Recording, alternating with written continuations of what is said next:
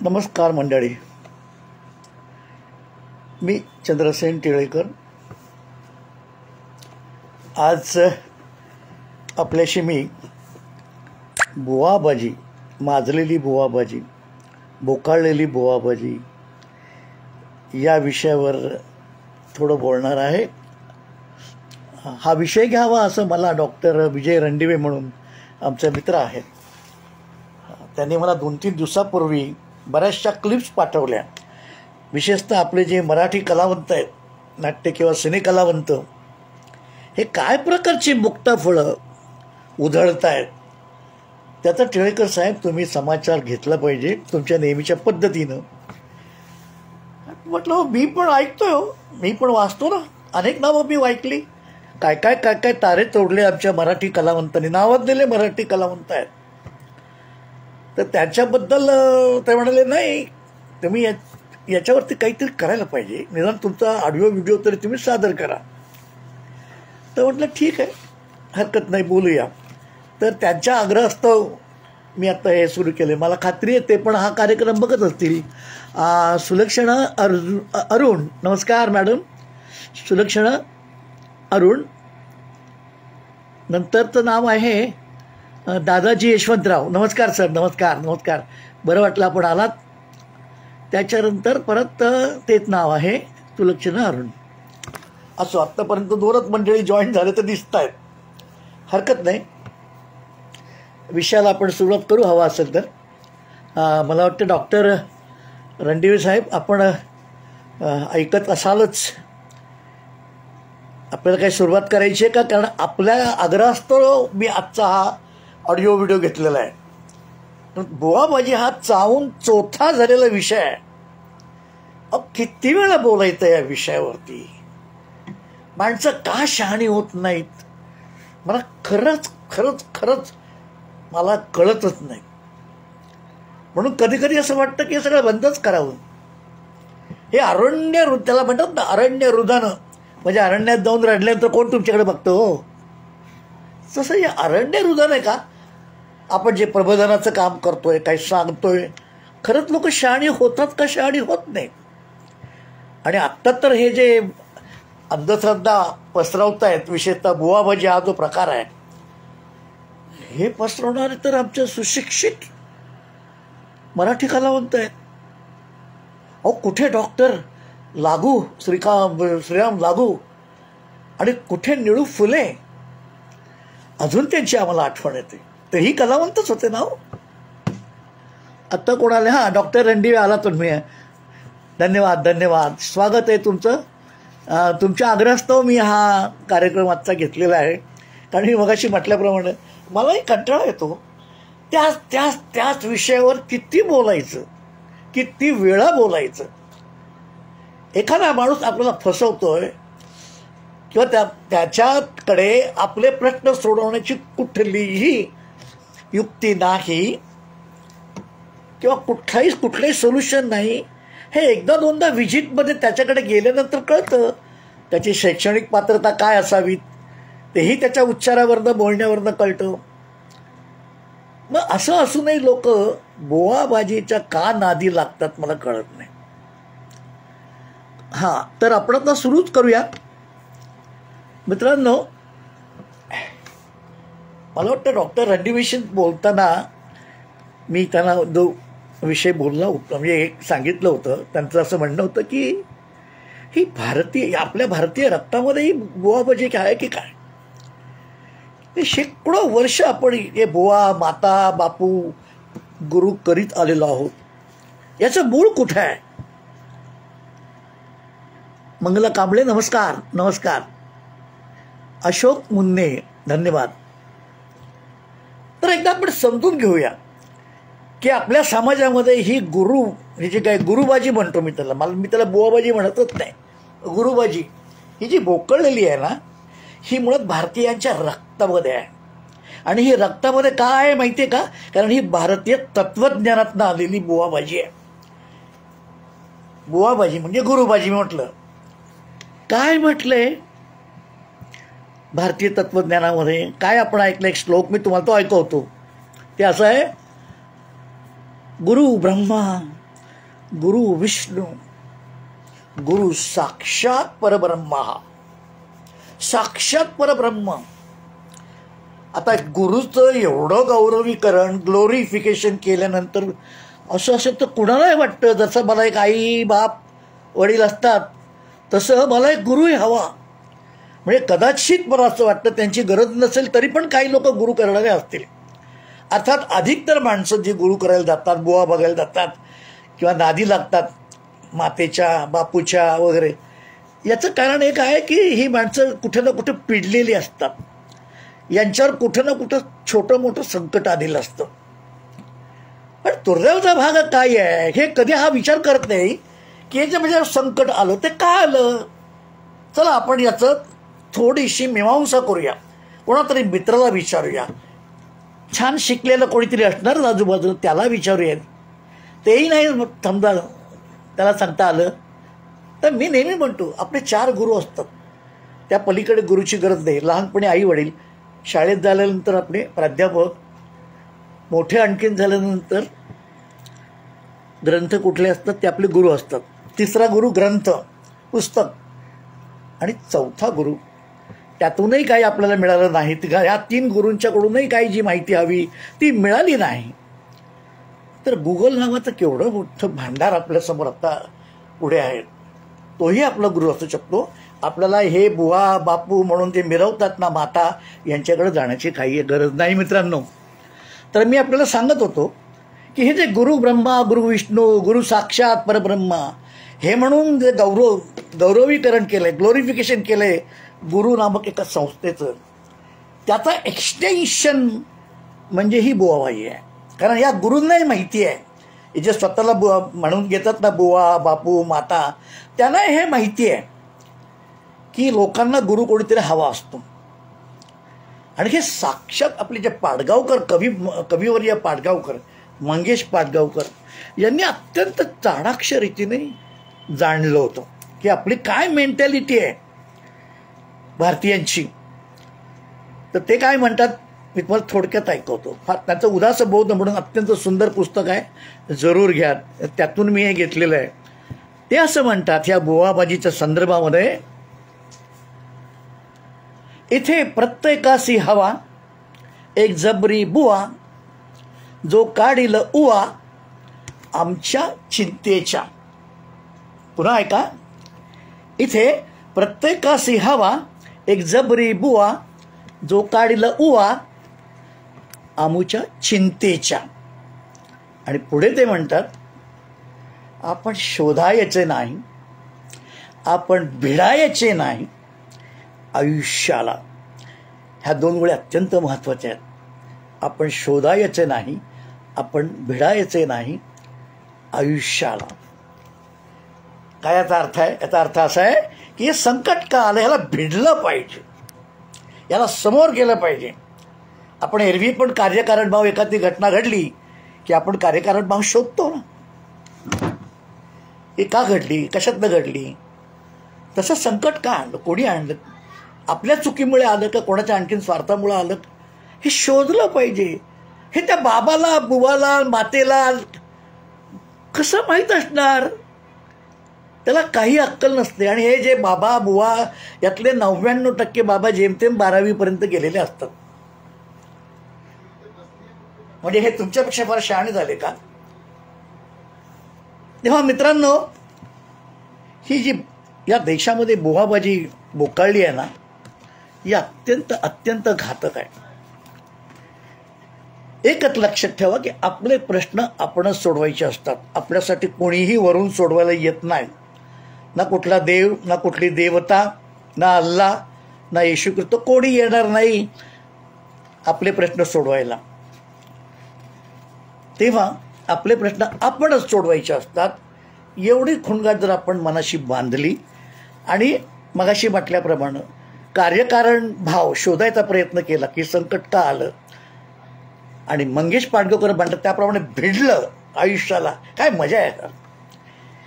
मला सांगतो, संकटाशी भिडण्यामध्ये, संकटाशी 2 हात करण्यामध्ये फार मजा आहे साहेब. एक लढाई आहे उत्तम प्रकारची. म्हणून मी आपल्याला जसं तुम्हाला सांगतो, कठीण गणित असतं, सुटत नाही. आणि एकदा जेव्हा सुटतं तेव्हा किती आनंद होतो आपल्याला. तेव्हा आपले प्रश्न एक कठीण गणितासारखे असतात, ते आपणच सोडवायचे असतात. म्हणून मित्रांनो, कोणत्याही परिस्थितीमध्ये कुठल्याही बुवा मातेकडे आपण जाता कामा नये. आणि या प्रकाराला जे कोणी उत्तेजन देतील बुवाबाजीला, त्यांचा आपण नुसता निषेध नाही, त्यांच्यावर बहिष्कार टाकता येईल तर पहा.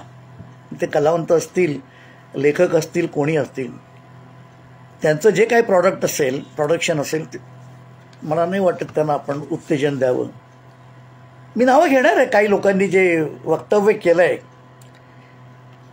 आपण म्हणाल काय बिघडतं, जाऊ दे नाही, मग गेले तासभर 2 तासभर एखाद्या बुवाकडे वगैरे. नाही साहेब, इतकं सोपं नाही आहे ते. याचं कारण असं आहे, तुम्ही एकदा एखाद्या माणसावरती नको तितका विश्वास टाकायला लागलात, ज्याला व्यक्तिपूजा म्हणतो आपण, तर या व्यक्तिपूजेतनं दैववाद निर्माण होतो. दैववाद निर्माण होतो म्हणजे काय? प्रयत्न करायचे तुम्ही सोडून देता आणि कुठल्या तरी गुरुवर, देवावर, संतावर तुमचं सगळं सोपवता संकट. हे अत्यंत चुकीचं, याला दैववाद म्हणतात.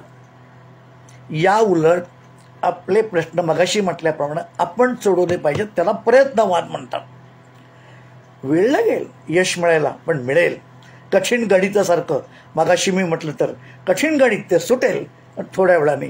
आणि म्हणून मी तुम्हाला सांगितलं की हे बुवा, बापू, माता यांच्या नादी लागल्यानं काय होतं? दैववाद समाजामध्ये पसरतो, कर्मवाद संपून जातो. आपण म्हणाल काय, ठीक आहे ना, दैववाद तर दैववाद, काय बिघडलं? मित्रहो, शांतपणे विचार करा. आपण एक लक्षात ठेवा, मी मगाशी म्हटलं दैववाद जिथे पोकाळतो तिथे कर्मवाद जन्माला येत नाही. आणि जिथे कर्मवाद जन्माला येत नाही तिथे कधीही विज्ञान बहरत नाही. आणि जिथे विज्ञान बहरत नाही तिथे कोणताही विकास त्या समाजाचा म्हणा, देशाचा म्हणा, होत नाही. जसं आपलं झालेलं आहे. इतका आपला प्राचीन देश, पण आपण मागासलो, अत्यंत मागासलो. का? केवळ आणि केवळ ह्या दैववादामुळे.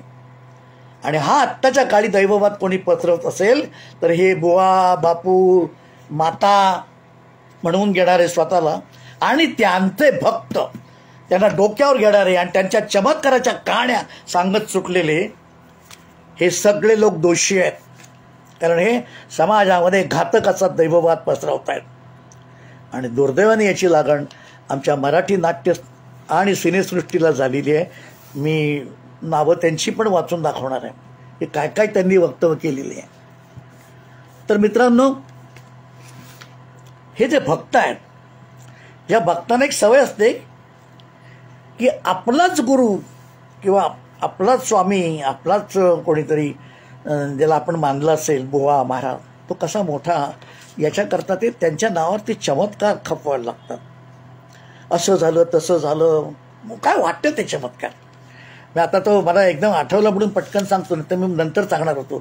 स्वामी समर्थांच्या नावावर एक क्लिप, ऑडिओ व्हिडिओ झालेला आहे, प्रसिद्ध झालेला आहे स्वामी समर्थांच्या नावाने. ती मुलगी असं म्हणते, 24-25 वर्षाची मुलगी. मी अक्कलकोटला गेले होते, स्वामी समर्थांच्या अक्कलकोटला. तिथे म्हणे आम्हाला एक विहीर दाखवण्यात आली आणि आम्हाला सांगण्यात आलं तिथे भरपूर पाणी होतं, त्या विहिरीमध्ये भरलेली होती विहीर. पण तिथल्या त्या वाटाड्या किंवा कोणी असेल त्याने आम्हाला सांगितलं की इथे टिपूस बरंही पाणी या विहिरीत नव्हतं. जेव्हा स्वामी होते तेव्हा. आणि मग स्वामींना अत्यंत दया आली की इतकी लोक येतात आणि ही विहीर तर ठणठणीत आहे, कोरडी आहे. मग स्वामींनी काय करावं सांगायला मला लाज वाटते. त्या 25 वर्षाच्या मुलीला लाज वाटली नाही, कारण एकदा भक्ती मार्गात तुम्ही गेलात का तुमचा मेंदू बधीर होतो आणि तुम्ही काय बोलता याचं तुम्हाला भान राहत नाही. ती मुलगी म्हणाली की आम्हाला असं सांगण्यात आलं की या विहिरीमध्ये स्वामी समर्थांनी लघवी केली आणि लघवी केल्याबरोबर ती विहीर काठोकाठ पाण्याने भरून आली. आणि आता भक्त लोक सगळे अक्कलकोटला येणारे त्या विहिरीतलं पाणी तीर्थ म्हणून पितात. ही 25 वर्षाची मुलगी, अवघ्या अजूनही ती व्हायरल आहे. माझ्या फेसबुकवर मी ती टाकलेली आहे. ती मुलगी काय म्हणते ती. खरं म्हणजे ती 25 वर्षाची मुलगी म्हणजे आधुनिक काळातली, तिने या कानाने ऐकून त्या कानाने सोडून द्यायला पाहिजे होतं का त्याचा प्रचार करायचा. 25 एक असं एक वचन आहे मित्रांनो, एका चांगल्या तत्वज्ञानाने म्हटलेलं, तुमच्या देशातील तरुणांच्या ओठी, तुमच्या देशातील तरुणांच्या ओठी कोणती गाणी आहेत ती सांगा, त्यावरून मी तुमच्या देशाचं भवितव्य सांगू शकेल. कारण तरुणच देशाचं भवितव्य ठरवतात. आणि म्हणून म्हणतो, त्यांच्या तोंडी जी गाणी असेल त्या गाणी मला सांगा, त्या गाण्यावरनं मी सांगेल तुमच्या देशाचं भवितव्य काय आहे. इतकं तरुण पिढीला महत्त्व आहे बरं का. आणि ही तरुण मुलगी 24-25 वर्षाची कौतुकाने आम्हाला सांगते की स्वामी समर्थाने जिथे लघवी केली, ज्या विहिरीमध्ये, ती विहीर भरून आली. निदान तिने एक तरी म्हणायला पाहिजे, असं आम्हाला सांगण्यात आलं. अर्थात हे थोडंसं विवादास्पद आहे, असं काहीतरी म्हणायला पाहिजे होतं, पण ती भक्तिभावाने सांगत होती. आणि ज्या देशातील तरुण तरुणी अशा प्रकारचं भक्तिमार्गाला गेलेले असतात ना, त्या देशाला कसलाही तरुणोपाय नाही. आणि म्हणून माझा विरोध आहे की कोणत्याही परिस्थितीमध्ये 25च्या आतील मुलगा असो मुलगी असो, तरुण तरुणींनी कुठल्याही भक्तिपंथाला जाता कामा नाही. भक्तीला वारीतही नाही, दिंडीतही नाही, देवळातही नाही. 25वा वर्ष हे ज्ञानार्जन करण्याचं आहे, आपलं चारित्र्य घडवण्याचं आहे, भक्तिमार्गाचं नाही. ही मुलगी तरी अक्कलकोट स्वामींच्या तिथे का गेली मला माहीत नाही.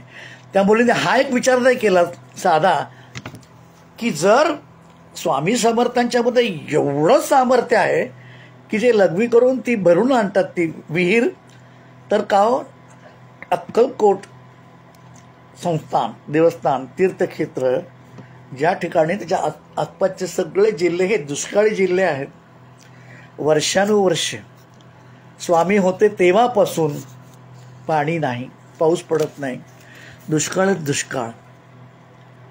स्वामींना हा दुष्काळ दिसला नसेल का. मग स्वामींनी जर विहिरीत पाणी निर्माण करू शकतात तर एका विहिरीत पाणी निर्माण करू का होतो.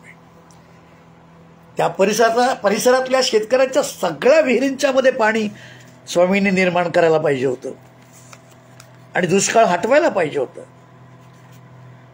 पण एवढी ॲनालिटिकल बुद्धी आमच्या तरुण तरुणींनी वापरू नये म्हणून त्यांना आता भक्ती मार्गाला लावण्याचं चाललेलं आहे.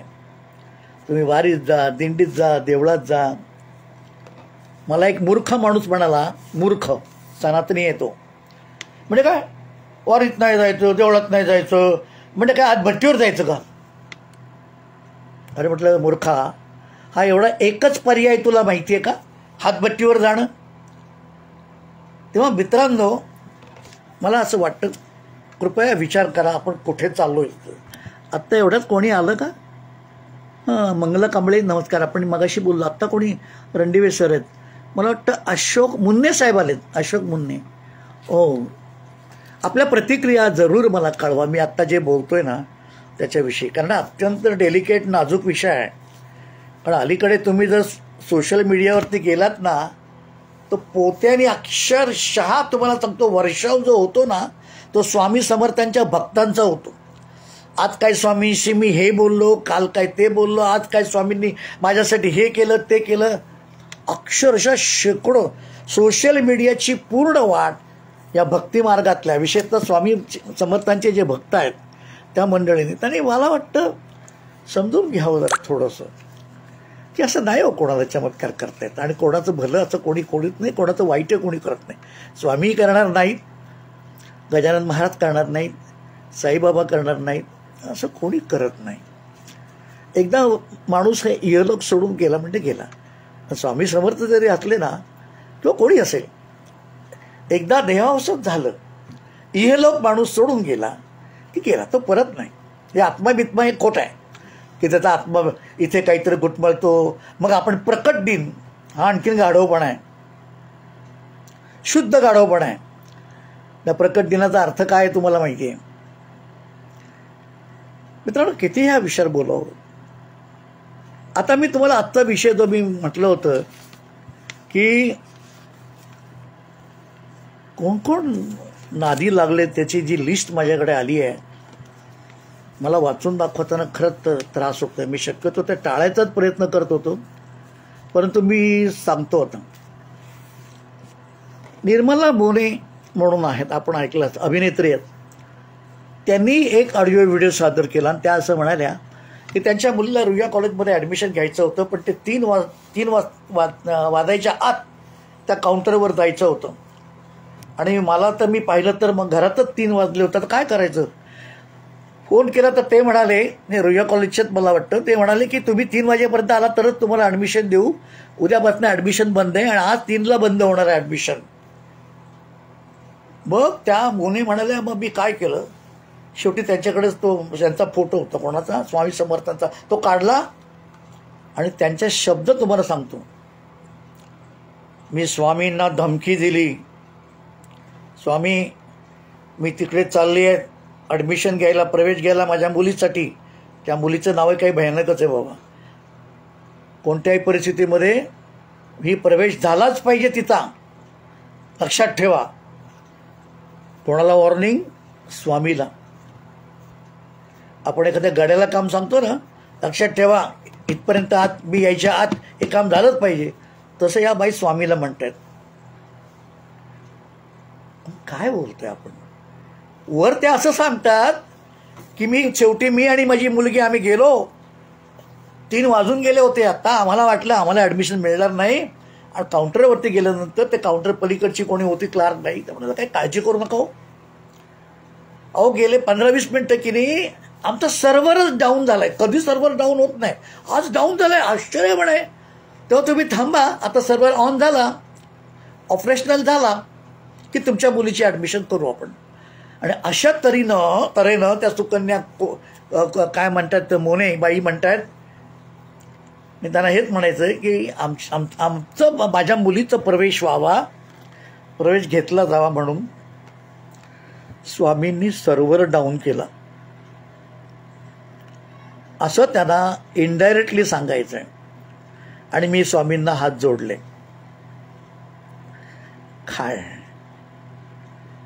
काय याला उत्तर द्यायचं. त्याच्यानंतर ते भूषण कडू म्हणून आहेत बिचारे, कोणीतरी कलावंत आहे, विनोदी कलावंत आहेत, पूर्वी हास्यचित्रामध्ये काम करायचे.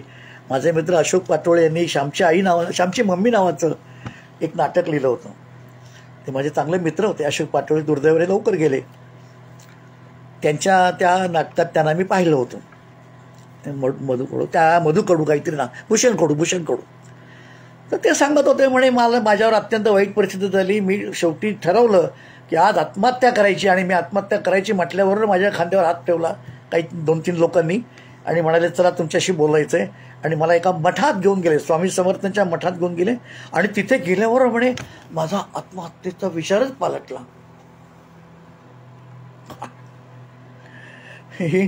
माणूस आत्महत्या करण्याचा पक्का विचार केलेला केवळ एखाद्या मठात गेला स्वामी समर्थांच्या, म्हणून लगेच विचार बदलतो.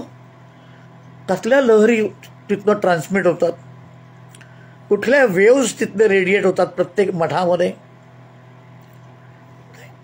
बोलायचं आपलं. आणि मग म्हणे मी आत्महत्येचा विषय सोडून दिला. आत्ता 2-3 दिवसापूर्वी तर फार मोठे एक, आता काय बोलायचं, त्यांचं नाव आहे निवेदिता सराफ, अशोक सराफ यांच्या अर्धांगिनी. त्या काय म्हणाल्या माहितीये का,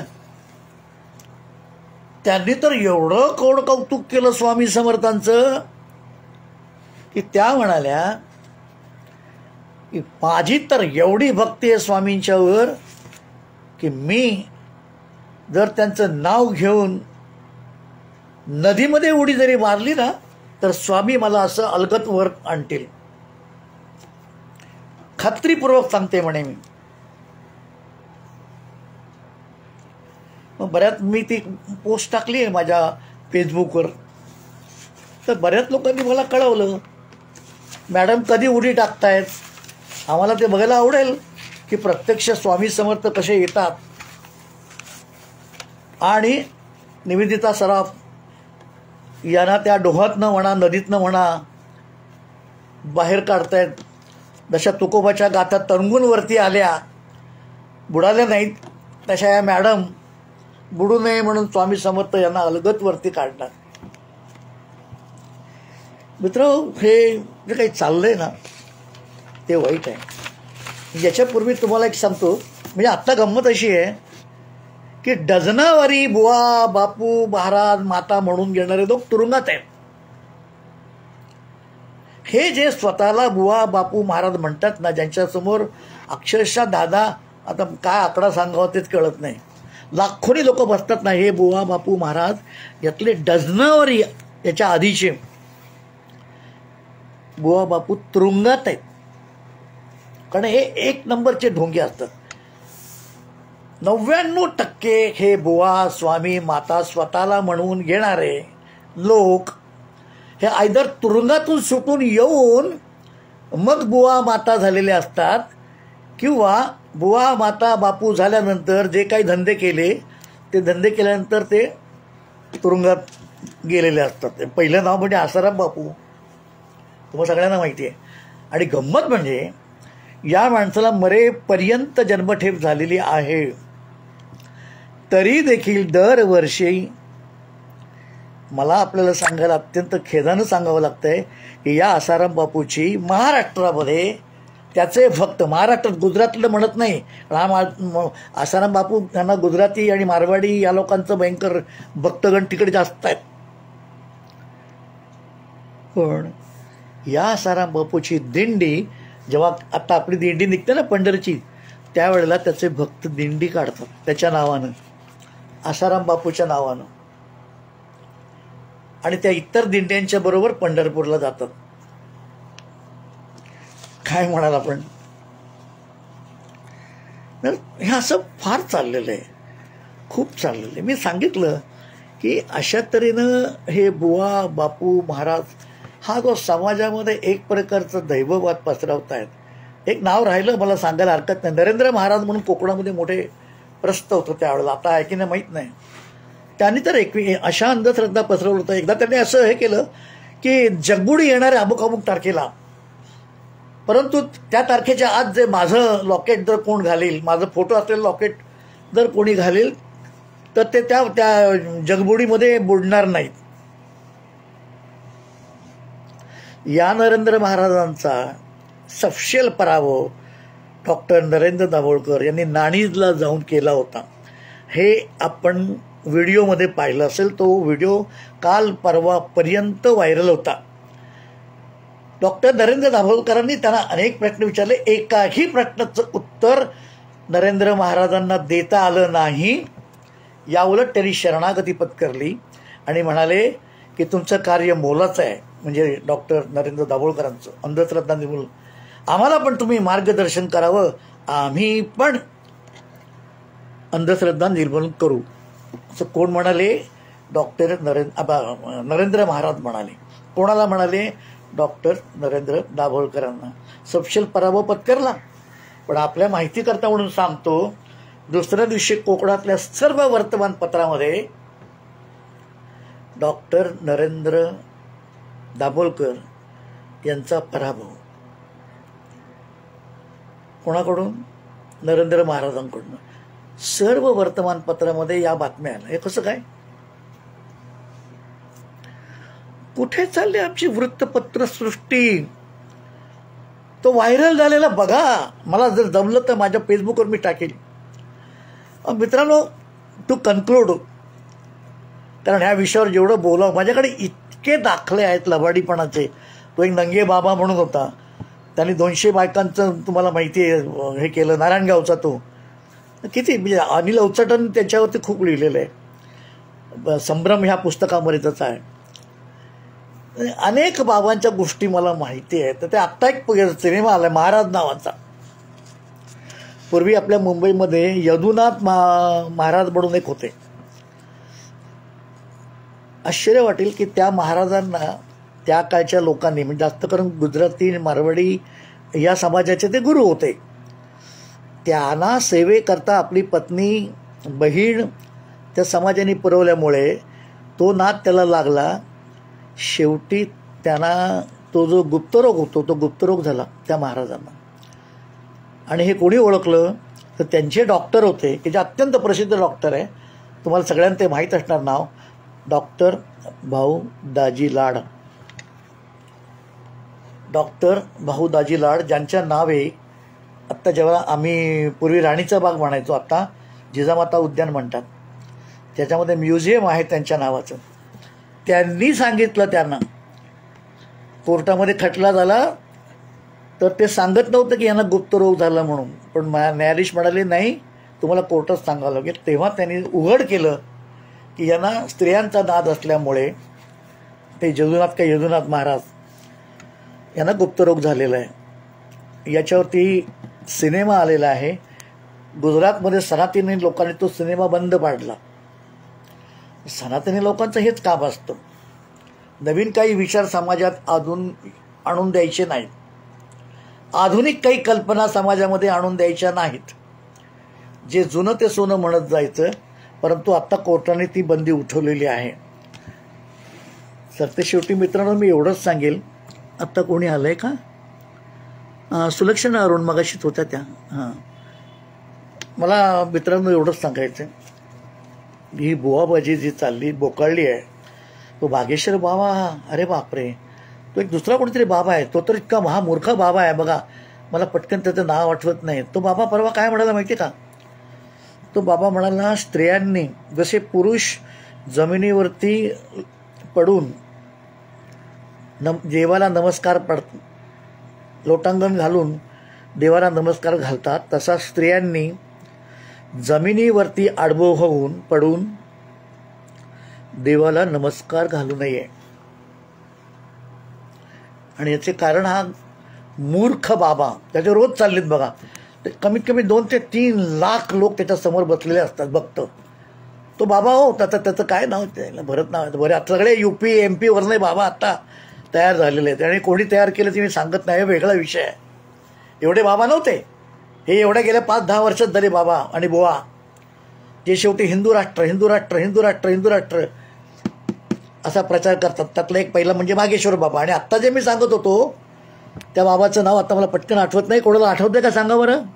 तो बाबा असा म्हणाला की स्त्रियांनी जमिनीवरती लोटांगण घालून देवाला नमस्कार करू नये, कारण अशा केल्यानं स्त्रियांचं जे वक्षस्थळ असतं त्याचा भार जमिनीवर पडतो, तो पृथ्वी मातेला सहन होत नाही, म्हणून स्त्रियांनी उभं राहूनच नमस्कार करावा. या मूर्खाला जोड्याने हाणलं पाहिजे की नाही सांगा मला? अरे मूर्खा, पृथ्वी ही माताच आहे आणि स्त्री ही माताच आहे, तुला कधी अक्कल येणार? आणि असल्या बुवा बापूंच्या त्याला ऐकायला समोर 2-2 लाख माणसं जमतात, म्हणजे समोर 2 लाख आणि टीव्हीवरती 2 कोटी, कोट्यावधी लोक आत्ता हे जे बुवा बापू महाराज काही सत्संग प्रवचन काय वाटेल ते करतात ना, ते ऐकायला तिथे 2-2, 3-3 लाख आणि टीव्हीवरती 2-3 कोटी. आपण सत्यानाशाकडे चाललेलो आहोत, आपण विनाशाकडे चाललेले आहोत. आत्ता मला आपल्याला एक सांगायचं आहे, आता मला आपल्याला एक शेवटचं सांगायचं की चेंगराचेंगरी झाली ना त्या संदर्भामध्ये. आता मित्रांनो जरा डिस्टर्ब झालंय, माझी नात इथे आली आहे, ती मला बोलू देत नाही. अरे कोणी आहे का तिकडे? कोणी आहे का? हिला घ्या, मी बोलतोय जरा. तर आत्ता ती चेंगराचेंगरी झाली ना, त्या सत्संग कोणतरी भोले बाबा वगैरे, त्या चेंगराचेंगरीमध्ये 150 माणसं, 150हून अधिक माणसं मेली. त्यांना प्रत्येकाला 2-2 लाख रुपये दिले जाणार. माझं स्पष्ट म्हणणं आहे की जी माणसं धर्मकृत्य करायला आपण होऊन जातात, त्यांना कोणी सांगितलेलं नसतं, ते स्वार्थासाठी जातात.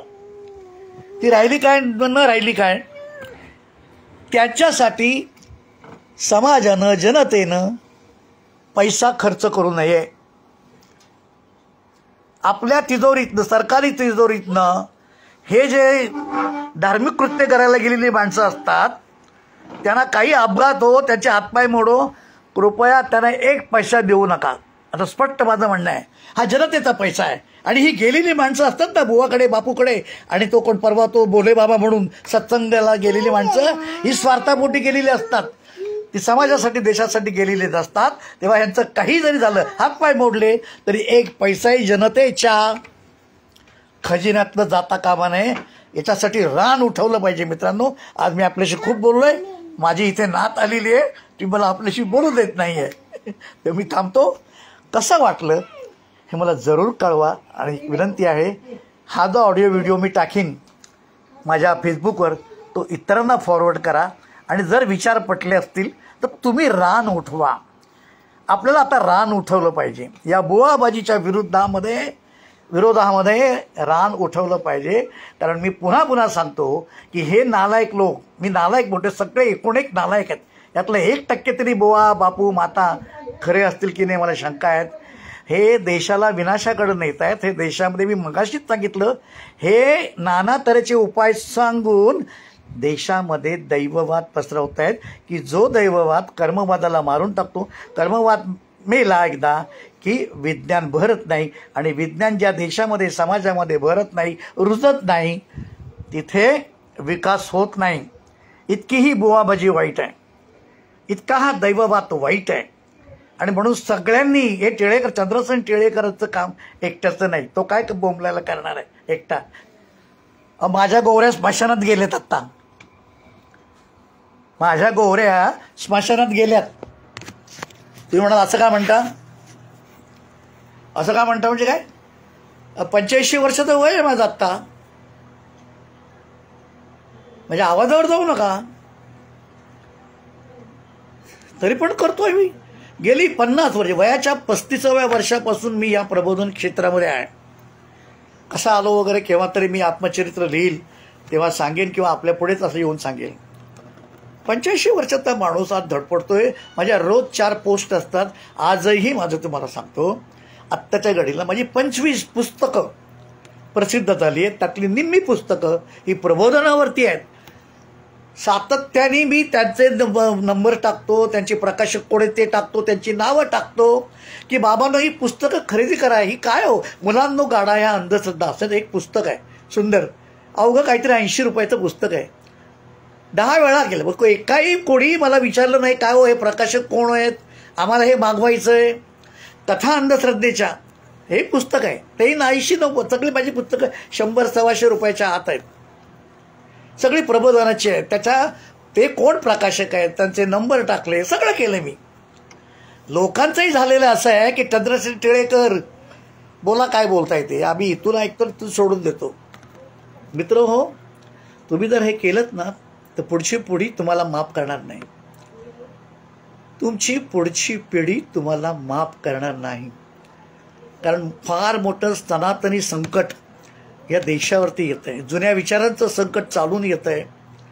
म्हणून दंड थोपटायला तुम्ही उभे राहा. मला ते थोपटता येणार नाही याचं कारण सांगितलं मी. आज आहे आणि उद्या नाही. धन्यवाद मित्रांनो, धन्यवाद. निश्चितपणे प्रतिक्रिया कळवा.